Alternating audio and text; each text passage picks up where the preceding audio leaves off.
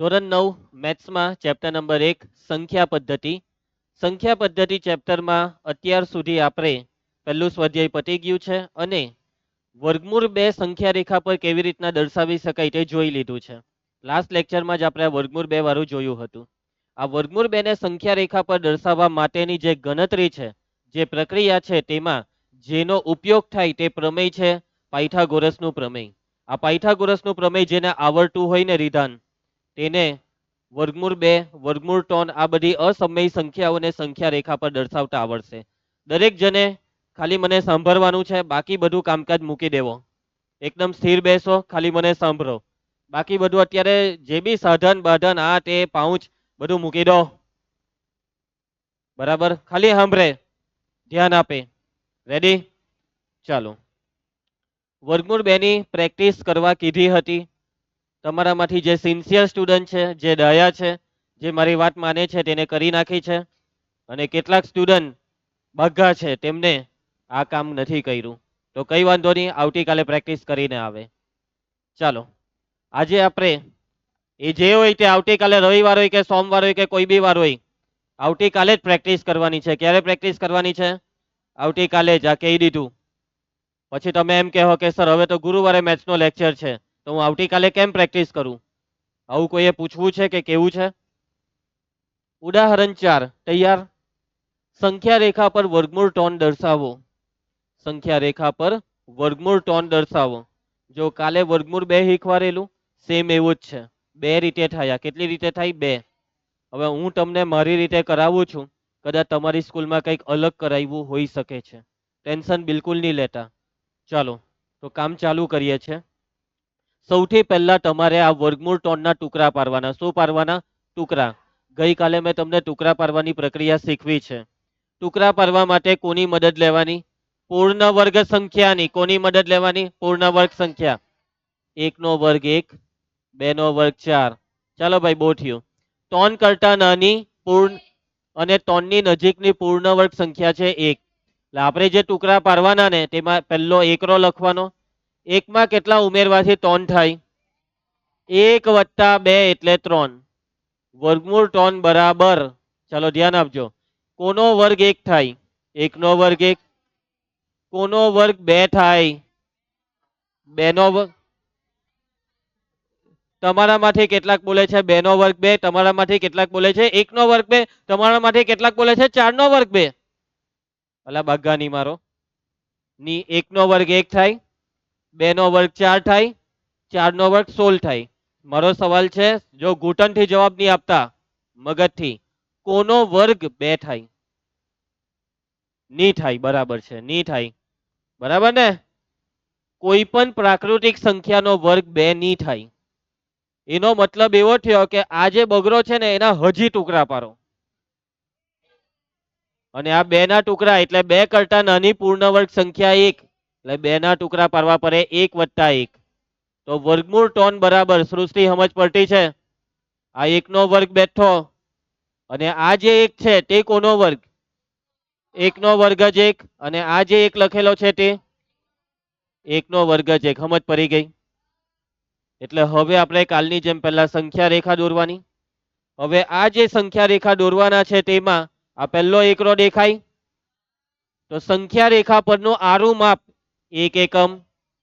એના પછી આ બીજો એકરો દેખાય, એ સંખ્યા રેખા પરનું ઊભું માપ 1 એકમ.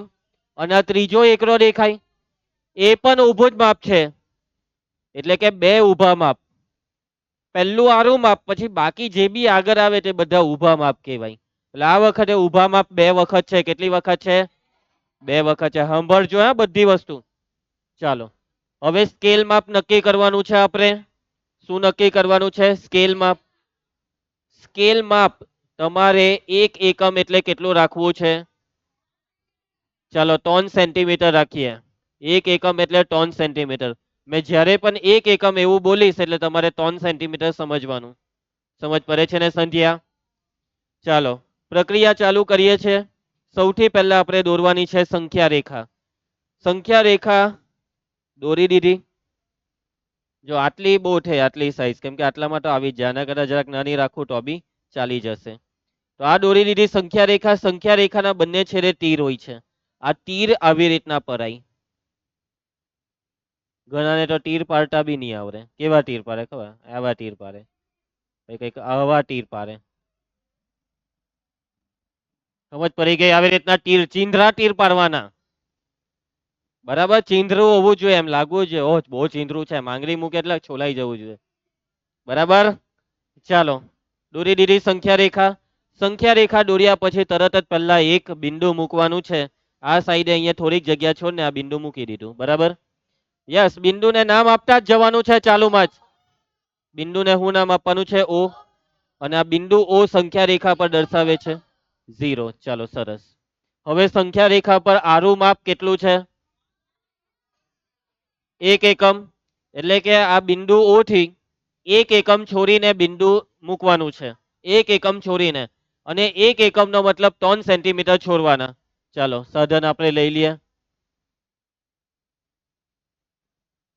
ચાલો આ પાનું છે ને પેલું પેજ. ચાલો રેડી.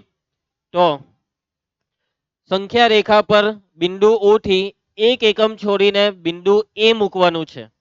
અને 1 એકમ એટલે 3 સેન્ટીમીટર. આ દેખાય ને તગરો? બેઠું ના, હરખું માપ લેતા શીખો. ઘણાને તો ફૂટપટ્ટી મૂકતા બી નહીં આવડે, વાંકી ચૂકી ફૂટપટ્ટી મૂકે.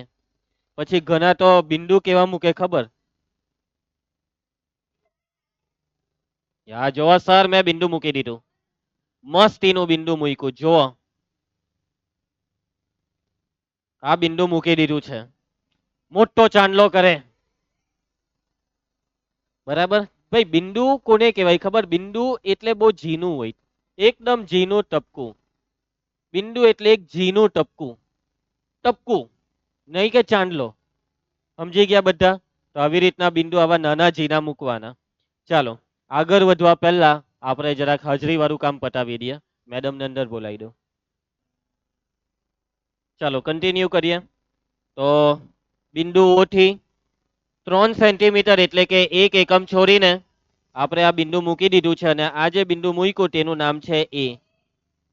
કેટલા કેટલા એકમ? ઓ થી એ સુધીનું માપ છે 1 એકમ. અહીંયા આપણે લખી દેવાનો 1 રો. ઓકે, હવે લેવાનું છે કોણ માપક. શું લેવાનું છે ભાઈ? કોણ માપક. કોણ માપક ને બિંદુ એ પર મૂકવાનું. ઘણાને કોણ માપક વાપરતા તમારામાંથી નથી આવડતું. હરખું શીખો, નહીં આવડતું હોય તો મને બોલાવજો દોડતી વખતે. કોણ માપક જે છે તેને બિંદુ એ પર મૂકવાનું છે. નીચે જે લીટી આવે તેને આ સંખ્યા રેખા પર સેટ કરવાની. અને 90 અંશ જ્યાં આવતું હોય ત્યાં આ રીતના એક ટપકું મારી દેવાનું. પછી ટપકું મારીને બિંદુ એ અને આ ટપકામાંથી આ કિરણ પસાર કરવાનું. અને પછી આ જે કિરણ પસાર કર્યું તે કિરણ પર ઊભું માપ લેવાનું. સમજ પડી? હવે મારી પાસે આમાં સાધનમાં કોણ માપક નથી, પરંતુ આ ફૂટપટ્ટીમાં ડાયરેક્ટ સેટ થતું છે. જો આ 90 નો ખૂણો. બરાબર, આ 90 નો ખૂણો સેટ થઈ ગયો.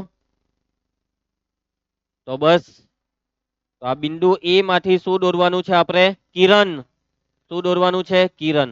આ મેં કિરણ દોર્યું. આ કિરણ દોરવા માટે તમે માની લો કે અહીંયા કશે ટપકું આપ્યું હશે, પછી આ કિરણ દોરાયું. સમજ પડી ને? આ તમે એકાદ આવું કંઈક ટપકું આપ્યું હશે ને પછી એમાંથી આપણે કિરણ દોર્યું છે. ક્લિયર? હવે આપણે આ કિરણ પર ઊભું માપ લેવાનું છે. જે કેટલું? 1 એકમ. ઊભું માપ કેટલું? 1 એકમ. અને 1 એકમ એટલે કેટલા સેન્ટીમીટર? તો દેખાય? આ 0 સેટ કર્યો તે દેખાતો છે બધાને? બિંદુ એ પર 0 દેખાતો છે ને? બરાબર, ચાલો હવે 3 એકમ એટલે અહીંયા આવ્યું. આવ્યું ને? તો આ છે એના પછીનું બિંદુ એ, પછીનું બિંદુ બી. સમજ પડી ગઈ બધાને? આ કેટલું છે? આ એ થી બી સુધીનું માપ કેટલું છે? 1 એકમ. અને હવે આપણે આ બિંદુ ઓ ને બિંદુ બી સાથે જોડી દેવાનું છે. બરાબર, અહીંયા 90 અંશનો ખૂણો બને છે. બગાસા ખાવ મન. કેટલો ખૂણો બને છે? 90 અંશનો ખૂણો બને છે. બરાબર, એટલે કાટખૂણો દોરી દીધો. હવે આ ઓબી નું માપ શોધવાનું. અને એને શોધવા માટે આ કયો ત્રિકોણ છે? કાટકોણ. એટલે કયો પ્રમેય વાપરવાનો? પાયથાગોરસ. કાલે તમને ખબર જ છે કે આ ગણતરી કરવાથી આ ઓબી નું માપ કાલે વર્ગમૂળ 2 આવેલું. તો અત્યારે મેં હોધતો નથી, ડાયરેક્ટ લખી દઉં છું. એ હોધવાની પ્રક્રિયા રચનાના મુદ્દામાં આવશે. તમારામાંથી કેટલાક નમૂનાઓ એ દોરડાયા થઈને જાતે જાતે લખીઓ કાઢલું. ચાલો, એટલે આનું માપ કેટલું આવવાનું છે? વર્ગમૂળ 2. બરાબર, હવે આપણે આ વર્ગમૂળ 2 ને નીચે ઉતારવાનો છે. કાં ઉતારવાનો? નીચે. અને નીચે ઉતારવા માટે આ પેચિયું લેવાનું, એટલે કે પરિકર લીધું. આ પરિકરની સોયને બિંદુ ઓ પર મૂકી અને આ પેન્સિલને બિંદુ બી પર, અને પછી ચાપ મારવાનો. બિંદુ બી માંથી સંખ્યા રેખા પર શું દોર્યો? ચાપ. આ જે ચાપ છે તે સંખ્યા રેખાને જ્યાં છેદે ત્યાં આપો આ રીતના બિંદુ, અને એ બિંદુનું નામ સી. આ માપ વર્ગમૂળ 2 છે, એટલે કે આ બિંદુ સી પણ વર્ગમૂળ 2 દર્શાવશે. આટલે સુધી મેં કઈ નવું નથી કર્યું, કાલે જે કરેલું તે જ કર્યું છે. હવે આગળ વધવાનું છે. હવે જો આ એકડો પૈટો, આ એકડો પૈટો, આ આરું માપ એક, ઊભું માપ એક. હવે આ ત્રીજો એકડો બાકી, એટલે કે ફરીથી હવે આપણે ફરીથી આ બિંદુ સી માંથી પાછું લંબ કિરણ દોરવાનું છે. સંખ્યા રેખાને લંબ કિરણ બિંદુ સી માંથી કોણ માપક લેવાનું, બિંદુ સી પર મૂકવાનું, ટપકું મારીને કિરણ દોરવાનું. બરાબર, હું અત્યારે આ ડાયરેક્ટ દોરું છું. કોણ માપક થી તમારે સેટ કરવાનું છે. આનાથી કોણ માપક. તો આ બિંદુ સી માંથી આપણે આ દોરી દીધું કિરણ. શું દોરી દીધું? કિરણ. માની લેવું કે અહીંયા કશે પેલું ટપકું આવશે કોણ માપકનું, એટલે એ બિંદુ સી ને એ ટપકામાંથી આ કિરણ દોરી દીધું. બરાબર. ફરીથી આ જે આપણે કિરણ દોર્યું તેમાં જે માપ લેવાનું તે કેટલું? 1 એકમ. અને 1 એકમ એટલે કેટલા સેન્ટીમીટર? 3. તો આ ફૂટપટ્ટી પર આ 0 સેટ કર્યો અહીંયા બિંદુ સી પર, અને આ 3 દેખાય. આ ટપકું મારીને તે બિંદુને નામ આપી દઉં. શું નામ આવ્યું હવે? સી પછી ડી. અને ફરીથી આ બિંદુ ઓ ને બિંદુ ડી સાથે જોડી દો. જોડી દીધું, એટલે કે હવે આ જે રેખાખંડ બન્યો તે છે રેખાખંડ ઓડી. બરાબર છે વિધિ? આ જે રેખાખંડ ઓડી છે તેનું માપ શોધવાનું, અને એનું માપ શોધવા માટે કોની મદદ લેવાની? પાયથાગોરસના પ્રમેયની. હવે જોજો ભાઈ, આ કાટકોણ ત્રિકોણને જોજો. દેખાતો છે બધાને આ કાટકોણ ત્રિકોણ? મસ્ત આપણે આ વાદળી કલર મારી દીધો. પરફેક્ટ દેખાય? તો આ જે કાટકોણ ત્રિકોણ જે છે, આ કાટકોણ ત્રિકોણ જેનું નામ છે ઓ સી ડી, તેમાં ઓસી કેટલું? ઓ થી સી. ભાઈ આર્યું, આ એક એટલે ઓ થી એ સુધી એક થયું, પરંતુ ઓ થી સી એટલે આ સી ની નીચે જે લખ્યું તે વર્ગમૂળ 2. ઓસી છે વર્ગમૂળ 2. સીડી, આ સીડી એક લીધેલું. કેટલું લીધેલું? એક. અહીંયા એક લખવાનું રહી ગયું છે. ચલો સીડી કેટલું? 1. ચલો પાયથાગોરસ નું પ્રમેય, કર્ણનો વર્ગ બરાબર બાકીની બે બાજુના વર્ગોનો સરવાળો. તો આ જે કાટકોણ ત્રિકોણ છે તેમાં કર્ણ હંમેશા કાટખૂણાની સામે. કર્ણ છે ઓડી. ઓડી સ્ક્વેર બરાબર બાકીની બે બાજુ એટલે ઓસી ને સીડી. ઓસી સ્ક્વેર પ્લસ સીડી સ્ક્વેર. ચલો કિંમતો મૂકીએ છે. આલોક ઓસી વર્ગમૂળ 2. ધ્યાન આપ આલોક, તને પૂછ્યું ને તું કઈક બોલ્યો કેમ નહીં? ઓસી નું માપ વર્ગમૂળ 2 એમ બોલવાનું હતું. ગૌરવ સીડી 1 માટે ઓડી સ્ક્વેર બરાબર વર્ગમૂળ 2 નો વર્ગ. વર્ગમૂળ 2 નો વર્ગ 2 દુ 4 એટલે વર્ગમૂળ 4. શાંતિ. વર્ગમૂળ 4, વર્ગમૂળ 2 નો વર્ગ વર્ગમૂળ 4, અને 4 નું વર્ગમૂળ 2. 4 નું વર્ગમૂળ 2. સમજ પડી? એટલે કે વર્ગમૂળ 2 નો વર્ગ 2. વર્ગમૂળ 2 નો વર્ગ 2. વર્ગમૂળ 2 નો વર્ગ 2. યાદ રાખજો. વર્ગમૂળ પર વર્ગ આવે ને, વર્ગમૂળ પર વર્ગ આવે ને તો વર્ગમૂળ ને વર્ગ બેવ નીકળી જાય. વર્ગમૂળ પર વર્ગ આવે તો વર્ગમૂળ ને વર્ગ બેવ નીકળી જાય. સાંભળ્યું ને? ઘૂંટણમાં ઘૂસી ગયું? હું હા મગજમાં ઘુસાડવાનું હતું. ચાલો મેં સવાલ પૂછું છું એનો જવાબ. વર્ગમૂળ 3 નો વર્ગ, વર્ગમૂળ 5 નો વર્ગ, વર્ગમૂળ 7 નો વર્ગ, 10 નો વર્ગ. 10 નો વર્ગ 100 થાય. મેં એમ બોલતે વર્ગમૂળ 10 નો વર્ગ તો 10. સમજ પડી બધાને? વર્ગમૂળ પર વર્ગ આવે ને ગૌરવ તો વર્ગમૂળ ને વર્ગ બેવ જ નીકળી જાય, બેવનું જ સ્વાહા થઈ જાય. 1 નો વર્ગ 1. સમત. ઓડી સ્ક્વેર બરાબર 2 વત્તા 1. ગઈકાલે શીખવાડેલું. ડાબી સાઈડ થી વર્ગ દૂર કરવો હોય તો જમણી સાઈડ વર્ગમૂળ લાગે. તમે આ વર્ગને અહીંયાથી કરી નાખશો તો જમણી સાઈડ 3 ને લાગે વર્ગમૂળ. આ છે ઓડી નું માપ. કેટલું છે? વર્ગમૂળ 3. ઓડી નું માપ વર્ગમૂળ 3 છે. બરાબર છે? તો આ વર્ગમૂળ ટોન આ ઓડી છે ને તેના પર લખી દો અહીંયા કે આ માપ કેટલું આવ્યું વર્ગમૂળ ટોન. હવે આપણને એ જ તો વર્ગમૂળ ટોન જોઈતા હતા. હવે આ વર્ગમૂળ ટોન ને ઉતારો નીચે. ક્યાં ઉતારો? નીચે. એટલે કે આ પરી કરી લીધું, સોયને ઓ પર મૂકી, પેન્સિલ ને ડી પર લીધું અને મારી દેવો ચાપ. તો આપણે આ મારી દીધો ચાપ. આ જે ચાપ છે જરાક નીચે જા, જરાક વધારે પડતું જ નીચે જાય છે કઈ નહીં. ચલો આ જે ચાપ છે તે સંખ્યા રેખાને જ્યાં છેદે તે બિંદુ ડી પછી કયું આવ્યા? આ માપ કેટલું છે ભાઈ? તેનો મતલબ કે આ ચાપ માર્યા પછી બિંદુ ઈ વર્ગમૂળ ટોન દર્શાવશે. શું દર્શાવશે? વર્ગમૂળ ટોન. તો આ વર્ગમૂળ ટોન ને સંખ્યા રેખા પર દર્શાવાઈ ગયું છે. સ્ટેપમાં બધાને સમજ પડી ગઈ? પાકી સમજ પડી ગઈ? જો ગઈકાલે સમજાવેલું એવું જ છે બધું. પાછું એકવાર તમને પાછા એકવાર સ્ટેપ સમજાવી દેમ.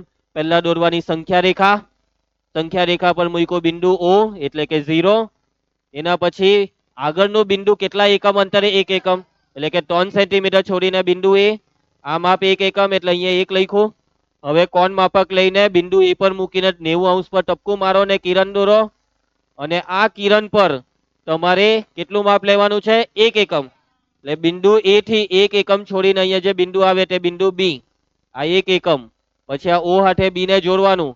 પાયથાગોરસનું પ્રમેય વાપરો એટલે ઓબી નું માપ કેટલું આવવાનું છે? વર્ગમૂળ 2.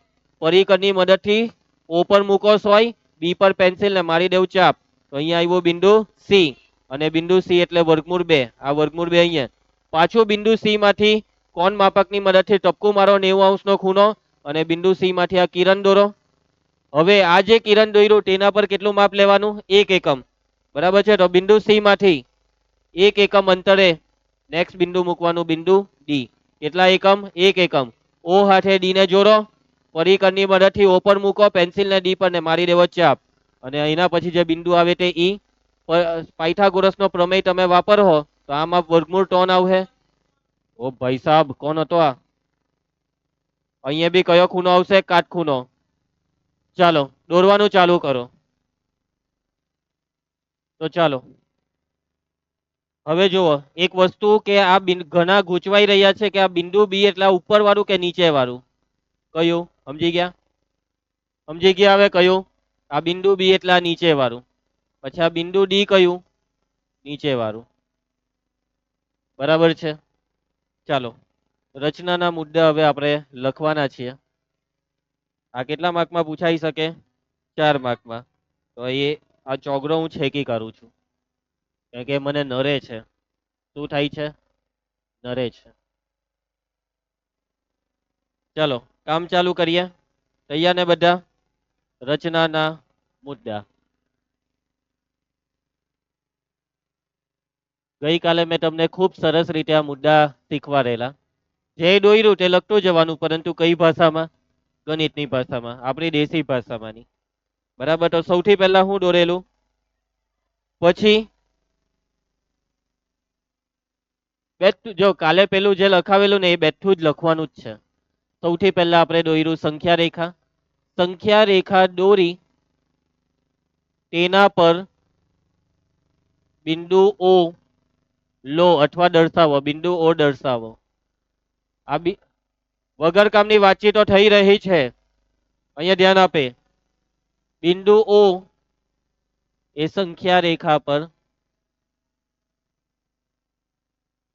0 શૂન્ય દર્શાવે છે. પહેલો મુદ્દો કમ્પ્લીટ. ચલો વેદાંત પછી આપણે શું કર્યું?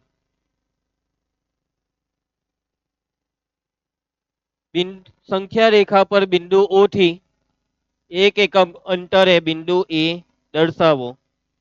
બિંદુ એ સંખ્યા રેખા પર એકડો દર્શાવે છે. બેસી જા. સંખ્યા રેખા પર, ચાલો ભાઈ, સંખ્યા રેખા પર બિંદુ ઓ થી કેટલા એકમ અંતરે? 1 એકમ અંતરે બિંદુ એ દર્શાવો.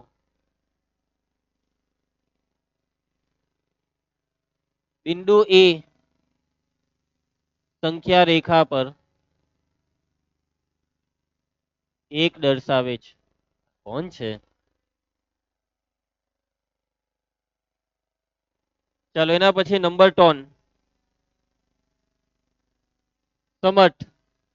હવે આપણે શું કર્યું?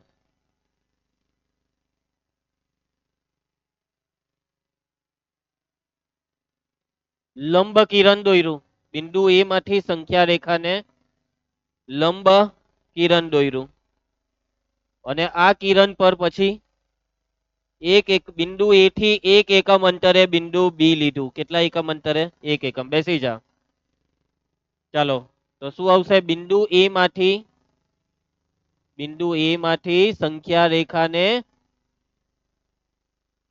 લંબ, બોલજો, લંબ કિરણ દોરો. આ કિરણ પર બિંદુ એ થી કેટલા અંતરે? એક એકમ અંતરે બિંદુ બી દર્શાવો. અહીં આ એ બી કેટલું થયું? તો એ બી બરાબર એક એકમ. અહીંયા ઉપર લખવાનું રહી ગયું. હે, અહીંયા આપણે લખવાનું હતું. અહીં આ મુદ્દામાં ઓએ ની વાત છે. ઓએ બરાબર એક એકમ. ચાલો ભાઈ, ત્રીજો મુદ્દો થઈ ગયો. એના પછી હવે આપણે આવ્યા ચોથો મુદ્દો, જેમાં હું કર્યું? ઓ હાથે બી ને જોઈ એટલે રેખાખંડ બન્યો. એટલે આપણે રેખાખંડ કયો દોર્યો? રેખાખંડ ઓબી દોરો. રેખાખંડ ઓબી દોરાઈ ગયા પછી રેખાખંડ ઓબી નું માપ હોઈતું. બરાબર, વર્ગમૂળ 2 એમને એમ નથી આવ્યું, તે શોધવાનું. ચાલો જોજો, આ ત્રિકોણ જોજો. હે હરિયો, આ દેખાતો છે ને? નામ શું છે ત્રિકોણ નું? નામ ઓ એ બી. ત્રિકોણ ઓ એ બી માં કયો ખૂણો કાટખૂણો છે? ખૂણો એ બરાબર 90. કાટખૂણો આવ્યો એટલે આપણે શું વાપરી શકીએ? પાયથાગોરસ નું પ્રમેય. માટે પાયથાગોરસ ના પ્રમેય પ્રમાણે કર્ણનો વર્ગ બરાબર બાકીની બે બાજુના વર્ગોનો સરવાળો. કર્ણનો વર્ગ બરાબર બાકીની બે બાજુના વર્ગોનો સરવાળો. કર્ણ કોણ છે? ઓબી. કાટ એ ઓએ ઓએ કા છે? આ કાટખૂણાની સામે ઓબી નથી. કર્ણ છે ઓબી. ઓબી નો વર્ગ બરાબર બાકીની બે બાજુ એટલે ઓએ ને એબી. ઓએ નો વર્ગ વત્તા એબી નો વર્ગ. ઓબી શોધવાનું છે. ઓએ નું માપ છે, આ લખેલું છે 1. એબી નું માપ બી અહીંયા લખેલું છે 1. ઓબી સ્ક્વેર બરાબર 1 નો વર્ગ 1, 1 નો વર્ગ 1. ઓબી સ્ક્વેર બરાબર 1 વત્તા 1. પશ્ચિમેશ અહીંયા ધ્યાન. ડાબી સાઈડ થી સ્ક્વેર કાઢી નાખો તો જમણી સાઈડ લાગે વર્ગમૂળ. વર્ગમૂળ 2. આવી રીતના ઓબી નું માપ આવ્યું. બરાબર છે.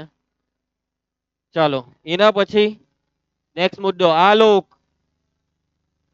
હું આવશે નેક્સ્ટ મુદ્દો.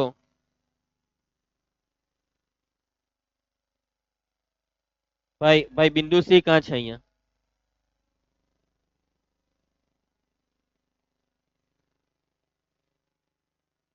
ચાપ મારવા માટે પરિકરની સોયને કાં મૂકેલી? ઓ પર. અને પેન્સિલ ને કાં મૂકેલી? ઓ ને કેન્દ્ર લઈ ઓબી જેટલી ત્રિજ્યા લઈ બિંદુ બી માંથી સંખ્યા રેખા પર ચાપ દોરો. આ ચાપ સંખ્યા રેખાને જ્યાં છેદે ત્યાં સી નામ આપો. બિંદુ સી સંખ્યા રેખા પર વર્ગમૂળ 2 દર્શાવે છે. પ્રેક્ટિસ શું કરવી જોઈએ તમારે? ઘરે ગઈને પ્રેક્ટિસ કરો. જા આલોક, તું પ્રેક્ટિસ કર હરખી, વગર પગ હલાવીએ. કોને કેન્દ્ર લેવાનું? ઓને કેન્દ્ર લઈને કેટલી ત્રિજ્યા? ઓબી. ઓબી જેટલી ત્રિજ્યા લઈ બિંદુ બી માંથી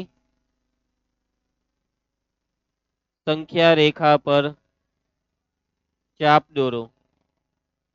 દ્રષ્ટિ, આ ચાપ સંખ્યા રેખાને હું સી સંખ્યા રેખાને કાલે હો સી સી જ કરતા હતા. જ્યાં છેદે ત્યાં સી નામ આપો. બિંદુ સી સંખ્યા રેખા પર